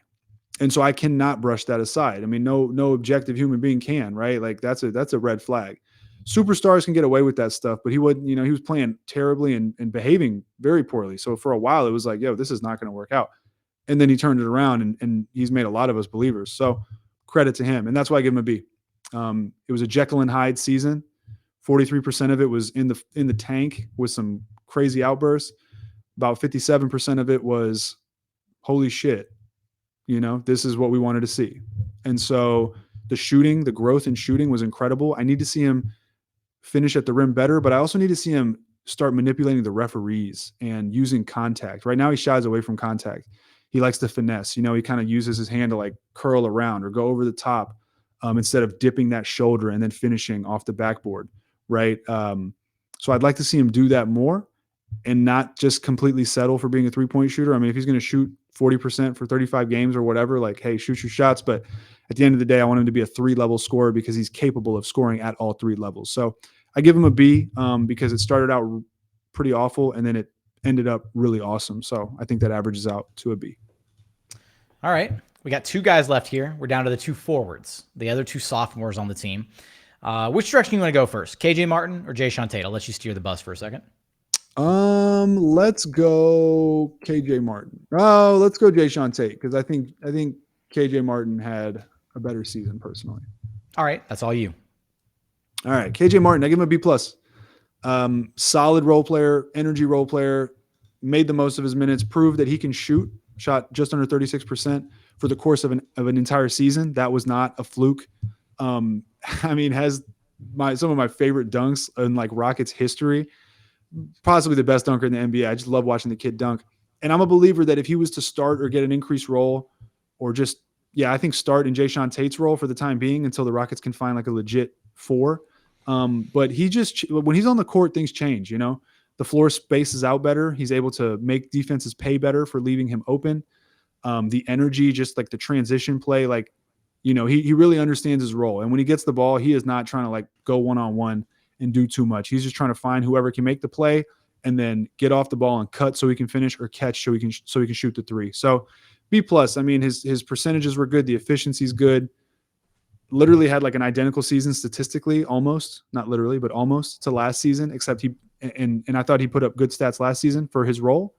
But he did really close to the same in less minutes. So he had a reduced role this season, believe it or not. And yeah, I mean, if he gets a chance, I think he'll really fulfill things. So I think he was above average, B+. You hit the nail on the head for me, and that's knows his role, right? And excels within his role.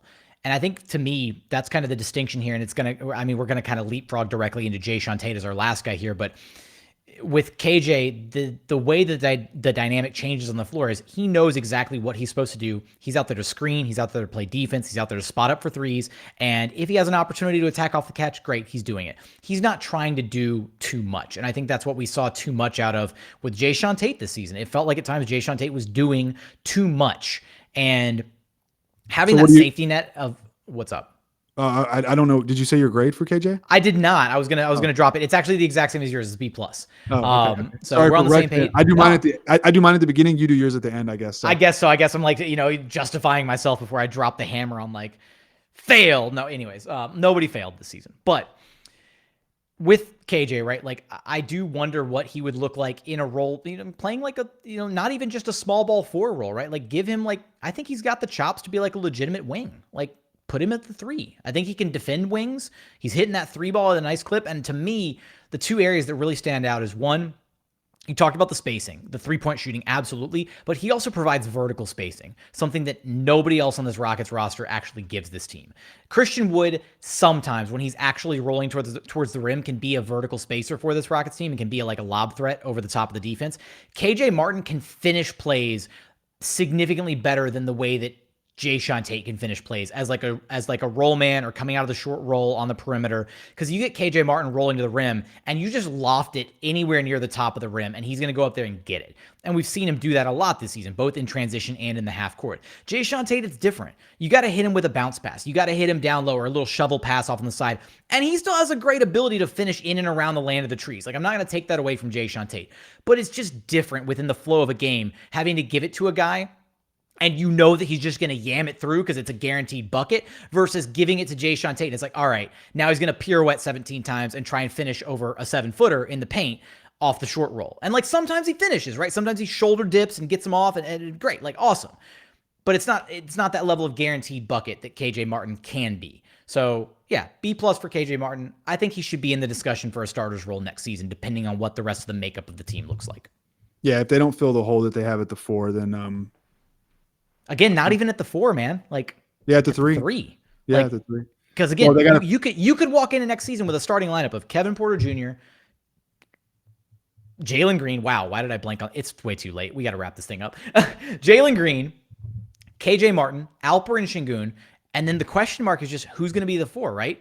Does Christian Wood come back as the 4? Do they deal him? Do they take one of Jabari, Paolo, or Chet and slot him in at the 4? Like, that would be a really... either version of that lineup would be incredibly enticing, like legitimately. Like, I wish we could have seen that lineup thrive a bit more this season. Yeah, I agree. So it brings us to our last guy, Jae'Sean Tate. Mm-hmm. Take it away. Look, I love Jae'Sean Tate for everything that he is. And I think I'm still a firm believer every team needs a Jae'Sean Tate type player. That's a mouthful. To like succeed at the highest level. You need that guy who can do the dirty work, who can be like, you know, heart and soul of the team, whatever, that Pat Bev, that Draymond Green type guy. PJ Tucker, right? The workhorse. Knows his role, does his job. But I feel like this season, Jae'Sean Tate didn't really know his role. I think that he did a lot at times, too much, like trying to do too many things. And I think he was also exposed for large portions of the season because of his faulty 3-point shooting. He had one job in the offseason, and this was like my biggest skill for, I was like, he's got to become a better shooter in the offseason. Doesn't need to be 36, 37, 38%. That's like, if we're talking about like an all-star level player, if he was suddenly, churning out threes at that rate on like decent volume with everything else that he brings to the table.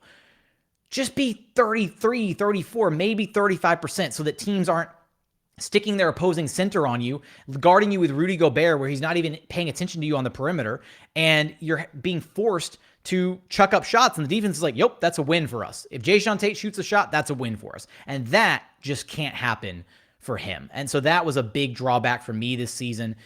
Felt like he was incredibly tunnel vision for a lot of the season. Didn't play make at the same level that he was last season, right? I was so excited about him being like a point forward type player, a mini Draymond Green, if you will, kind of creating the way that he was last season. We didn't see a lot of it this season. So my lowest grade, unfortunately, goes to Jae'Sean Tate with a C. My word. All right. I gave him a C? A C. Wow. I gave him a B. So this was our largest disparity on. This was. Or just, yeah, wow. I thought he was average. Look, for me, B is average, and so if someone's just no, average, because you gave Sengun a B plus, I gave him an A plus, so that's the same distance as far as like. But this one's more like stark and a little bit. Yeah, a little bit. I agree with every single thing you said, so I won't repeat it. But in addition to that, we talk about Herb Jones, right? Jae'Sean Tate's role should be like Houston's shorter version of Herb Jones, all-purpose defense. Herb Jones can knock down a three-pointer better than Jae'Sean Tate can. But I think Jae'Sean Tate can probably like just naturally score better than him, or at least, take someone off the dribble and finish in the post or whatever.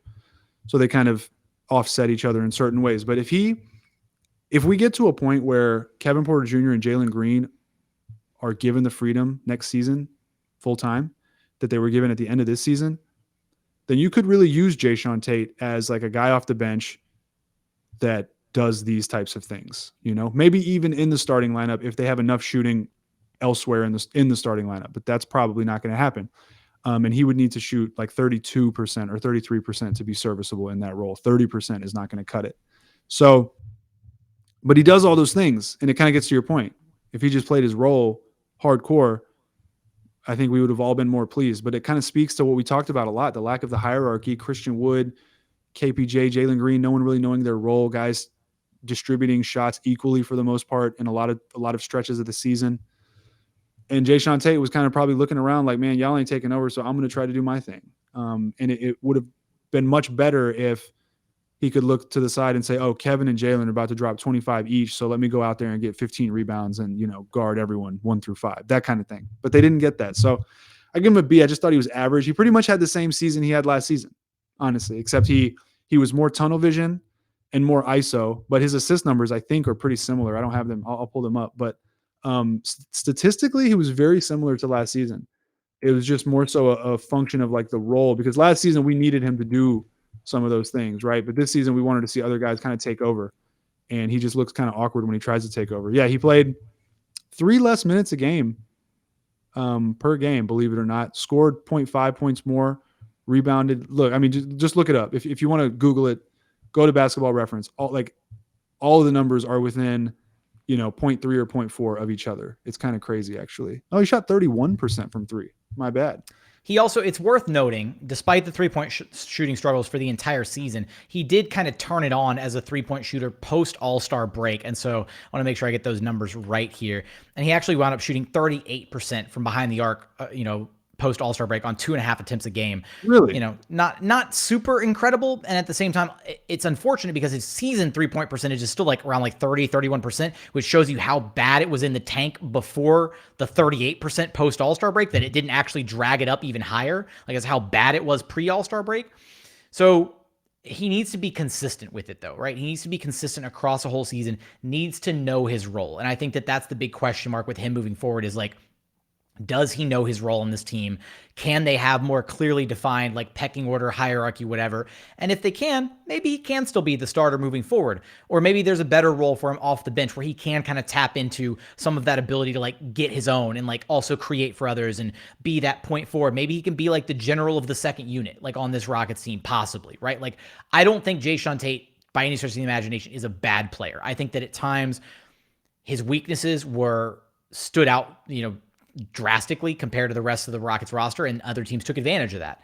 And by comparison, again, he just didn't do some of the things that really stood out and made me think, oh wow, like he can be a very versatile, talented player that can fit on almost any team, based on the stuff that he was doing. So ultimately, I think that Jae'Sean Tate has to be like in the running for still having a spot on this Rockets roster, but I don't necessarily know if he's the starting guy moving forward. Now, with that, that's going to be the end of our show. And we went for almost 2 hours here, an hour and 40 something minutes. It looks like we're encroaching upon. And the best part in that is my guy, Roosh Williams' laptop probably died on him, which is absolutely incredible. So what we're going to do is I'll wrap this thing up because Roosh's laptop died, and he's probably trying to call me right now, which is absolutely hilarious. So basically, I'm going to wrap this thing up. I'm going to say thank you for checking out the show. If you've done so, like, we appreciate it. State of the Rockets is this new thing that we're trying to do. Get it off the ground. We're having a lot of fun doing it. Hopefully you've enjoyed the discussion, the discourse between the two of us covering these collective topics. Be sure to check out everything that Roosh does. Number one podcast on the Ball is Life network, the Noble and Roosh show, wherever you get your podcasts. He's going to start posting clips of that show to this very YouTube channel. Also, check out everything I do. Locked on Rockets, Locked on NBA, Clutch City Control Room. Check those out. Follow us both on Twitter at Roosh Williams, at JT Gatlin. And hey, if you enjoyed the show, drop us a subscription, share the podcast with your friends and family. It is available Apple, Spotify, and on YouTube. But the YouTube stuff really helps us out. If you can hit subscribe on YouTube, we're gunning for 1,000 subscriptions. We're, I think, about 200 away, so we're getting really, really close. So check us out on YouTube. Like, comment, subscribe. We do read every single one of the comments under the videos, so check us out there. But as always, appreciate you for checking out the show, and we'll see you back here for our next edition of State of the Rockets, covering your Houston Rockets basketball team.